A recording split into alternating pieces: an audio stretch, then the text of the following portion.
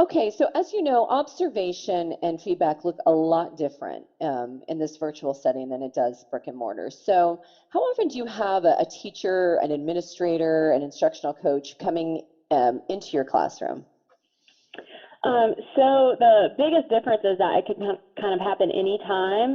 They can pop into your live classes, and they can also watch recordings. So all of our Class Connects are recorded. And another difference is you can't necessarily see them, walk into your classroom like you can in the brick and mortar. So you can't have that lesson plan ready, saved in your desk drawer to pull out when admin walks in.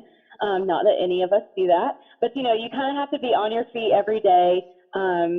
You have to be giving your best every day because you never know when they're going to come in, which sounds scary, but it's actually like a really good motivator. And it's great for the kids because, you're giving them your best lesson plan every day. So that's kind of the biggest difference is that it can happen, anytime. And sometimes you might not know until they email you and they're like, hey, I watched your recording today.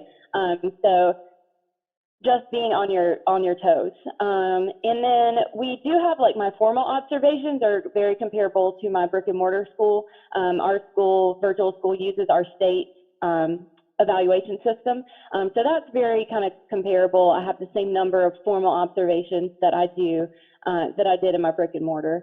And then our school also uses informal walkthrough forms. So anytime an administrator or someone else does come in to watch a class or watches a recording, they will fill out that walkthrough form, and that's much more informal. It's really more just like a reflective piece. So that's kind of how the observations work.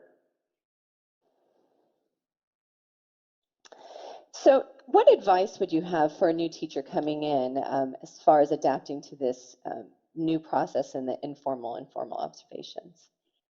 So I would just say it's really all about, being prepared. If you put in the prep work and you take time and planning really good lessons, which we should be doing, anyway, as long as we're prepared and you know your lesson and you know it's good, then you don't have to be nervous about, someone observing you or watching your recordings. And then also just remember that, anybody who's coming in to observe you, whether it's an instructional coach or your administrators, like they're there to support you and they're rooting for you. So they're not there just to be critical. And I see that even more so in my virtual school. So just keeping that in mind and, that it doesn't have to be a scary experience. Like it can be a very positive experience.